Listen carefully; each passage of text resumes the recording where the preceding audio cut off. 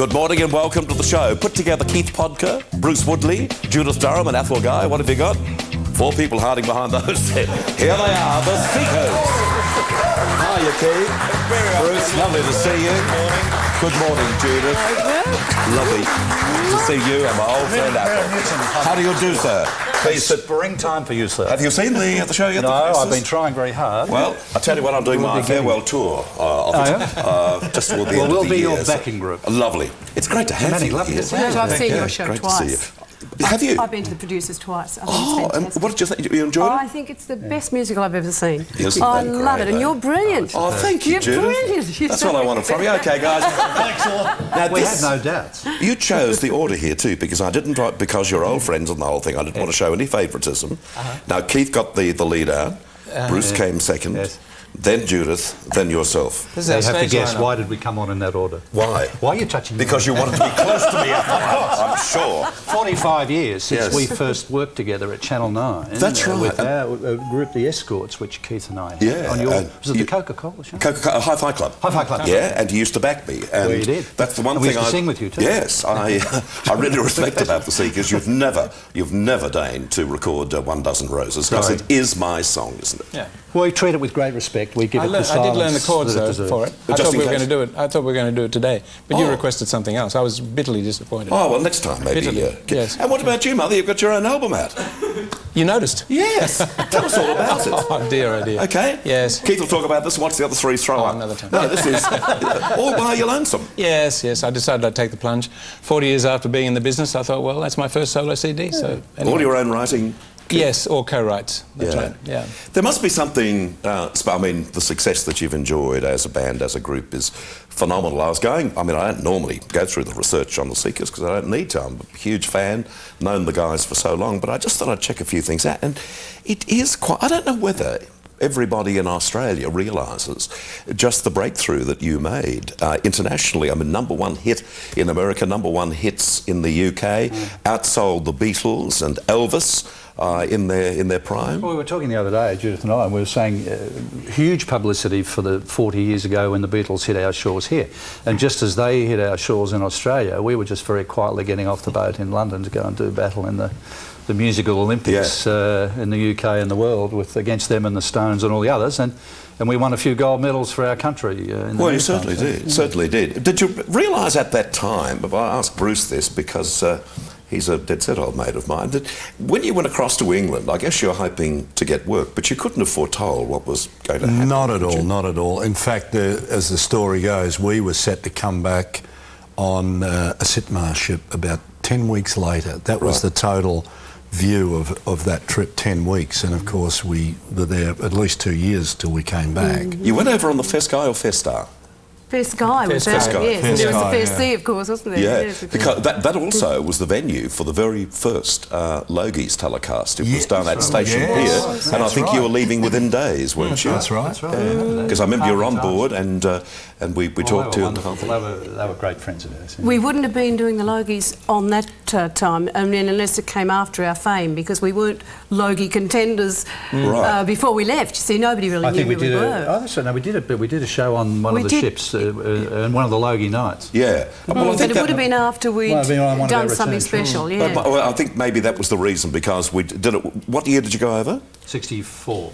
Oh, yeah, I'm talking 67, 68 or so, obviously. And they gave us a special Logie, actually, for, Best New Group or something or other. Because we weren't really on TV in Australia very much. Right. So they had to kind of invent an award for us because we weren't here. Yeah. We'd done this special, though. We would have had the Seekers Down Under, which was a huge rating special. When we get on air, we won't talk about that, because it took us a long time to get round to it. So we won't talk about the Logies. Oh, we are on air already.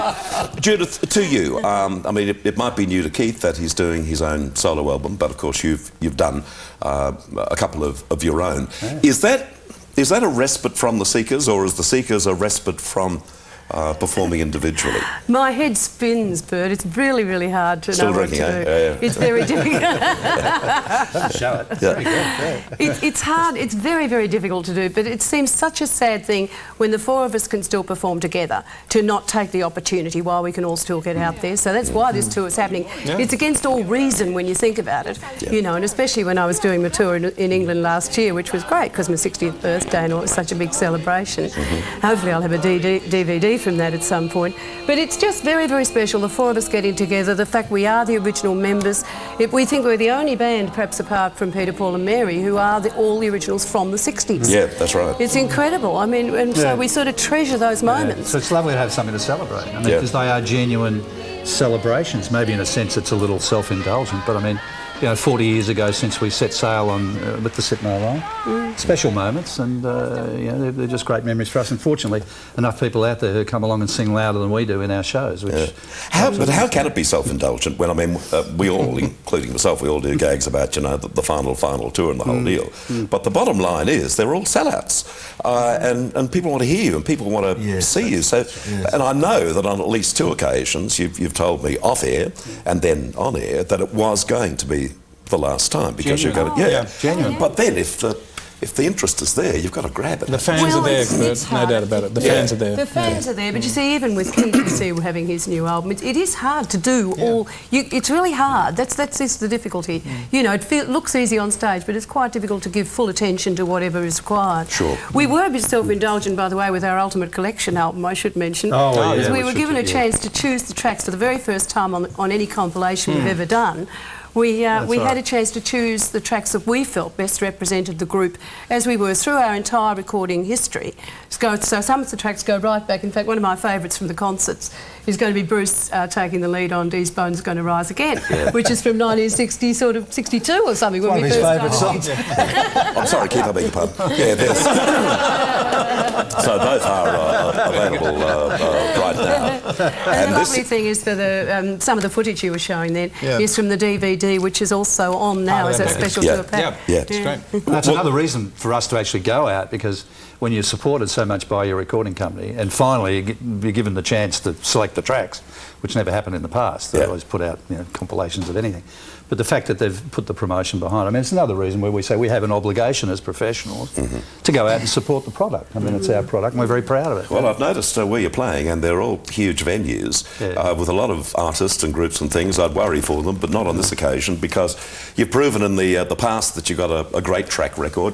And here's a list of the places where you're playing. In Wollongong, the Town Hall there, the Sydney Opera House, the Melbourne Concert Hall, Her Majesty's Theatre in Adelaide, Bunbury Entertainment Centre, the Burswood Casino Theatre in Perth. And then you're going to Toowoomba in Queensland at the Empire Theatre, which I believe is a beautiful theatre. It is. The great, I think our audio director, Russell, I think his parents have a lot to do with the Empire Theatre there in Toowoomba. So if they make themselves known to you, say hello. Will do. Gorgeous place. Clyde is his surname. Yeah. If you want to see him after your number, here's in the audio, there's lying down. We missed out on Tassie there too. I think you're going to the Concert Hall in Brisbane, then the Canberra Theatre, then the Derwent Entertainment Centre in Hobart, and then the Geelong Arena in August. We'll talk more in just a few moments' time, but I do thank you for coming in so early. There'll be a couple of songs too from the guys, so we're back with Keith and Bruce and Judith and Athol after this break.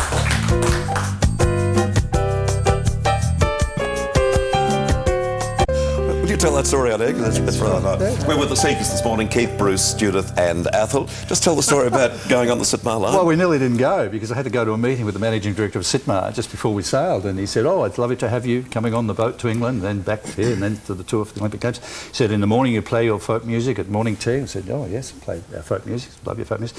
"The afternoon you play your folk music for afternoon tea." I said, "Yeah, it's lovely." I thought, well, that's going to be pretty easy. And he said, "And in the evening you'll play the rock and roll." My brain went numb, but fortunately my mouth said, "Of course." Yeah.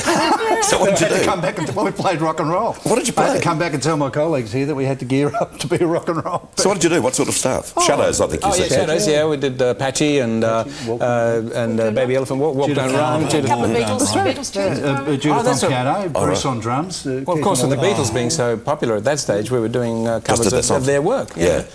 Can't Buy Me Love, things like that. You got away with it? Well, if I'd stumbled at the meeting, I wouldn't have been on the boat. And you had electric guitar, and Athol had electric bass. I had electric drums. Yeah. Well, there you go then. What about you and Keith went to school together? I think Bruce too. Did you? Yeah. Yes. Melbourne High, was it? Melbourne High School. Just over the road. Did you know each other very well at school? No, we were a year apart, and at school that tends to divide you. Yeah, they're both older than me. Yeah, naturally. Now, who do we see? Oh, this is your revisiting Melbourne. Oh, yes. Right. There we go. This is part of the DVD that's on the pack. The double pack. Right. Terrific. That's the old classroom? That's the old classroom. That is it. Was it? That's what they used to do there. Not a very good example to set. No, not a great... Seinfeld, eat your heart out. Not a great... I wouldn't know the old place. There you go. Oh, here we go. Now, this is a little bit of sport. This is acting at its finest. There's a googly from Woodley, hit for 6 by the bass player. Yep. And crash. No. There's more. Oh, wait on. Lots of method. that's my it. goodness. You idiot. We didn't expect it. Great Who needs the young ones? Cheesy. Yeah. So it's a compilation. I mean, the DVD sounds just terrific. Oh, look, it's a lovely show. I saw it in its entirety about a couple of months back. I hadn't watched it for years, and I have to say, I loved it. You know, it was a super quality little movie that we did, and something very unusual for Australia, wasn't it? Yes, and it was shown in cinemas at the time. That's right. Yeah, and in New Zealand too. And New Zealand actually is a big market for you, isn't it? It always has been. We're doing 2 concerts as part of the tour. We're going to Christchurch and Auckland, actually. We don't go to New Zealand, unfortunately. I had one television show go to New Zealand some years ago, New Faces, which you judged on. And I've told the story before, that the first set of ratings came out, and we got, I think, 23s, but the opposition got 48s. And it was the sheepdog trial. So I thought, well, maybe it's the time to pull out of the New Zealand market. Speaking of ratings, you still hold the record, 67, I think, wasn't it, for at the Sydney Mire Music Bowl. What are your memories of that, Bruce? I remember that as being a very warm day. That's the first thing, as you can see people with paper hats on, and suddenly this shimmering heat looking at this amazing sea of faces. We had no idea there were that many people there. It was just... Well, we are told there were over 200,000 people there. They did it by traffic count in the finish because they stopped the traffic at St Kilda Junction. Right. Because they stopped counting heads and then just counted the cars on top of the heads. Is that the television show that Norm Spencer produced and directed? Yeah. Yes. There's this great helicopter shot which shows the extent of the crowd. It was fantastic. Do you know, he's undervalued, I reckon, in many respects, the late Norm Spencer. I mean, he started in Melbourne Tonight. He was the first program director on the Nine Network. He discovered Graham for television. He gave me a break at Channel 9. And all of those things. And yet quite often they talk about the history of television in Australia and they don't mention Norman Spencer. He's an icon figure in the industry, and quite apart from that, as you well know, because he was great mates of all of us, just a wonderful man. Yeah. Genuine, compassionate. He loved his artists. He looked after them. Yeah. And a really, before his time from that point of view. Well, what did he organise? He organised an orchestra at Channel 9 Melbourne, a chorus, a ballet, and they're all on staff. I mean, it just doesn't happen anywhere else in the world. No, they were great days. And his son Dennis, of course, is killing followed in his footsteps. Yeah, exactly. Well, wonderful director. Dennis is down in Melbourne, I think. Yes, and he's the chief of the production company. Yeah. Southern Cross is, of course, that does Big Brother, I think, and Big Brother. I think it's Southern Cross. Anyway, that's unimportant. But he's followed it. Just one final question: is this the final tour, do you reckon? What's the betting? And I'm not trying to be... Is that your final question, is it? Yeah. No, we're just going to keep enjoying ourselves. Yeah. But, as long as people would like to see us, I'd say, why not? Well, I've changed my mind. That wasn't the final question. Where did that come from? I don't know. If we're all well, I mean, they say, why do you do it? Well, because we can. I mean, the bottom line is that it's great for us to get together because we love each other's company, and that doesn't happen often enough. Keith's made a big statement there, but you can bet your bottom dollar if his album goes to #1, suddenly it'll be a solo solo tour for Keith and No Seekers. And we'll be there as his backing. Well, and why not? I know you've been trying to get rid of him for years. So, there is Keith's album, which is beautiful stuff by this very talented man. And there, of course, the memories just flood back. Southern Star, by the way, is the name of that production company. Thanks, guys. We look forward to the songs. It's a delight to see you always. Thanks, Apple. Thank you. Thank you, Bert. Thank you. I'm looking forward to it.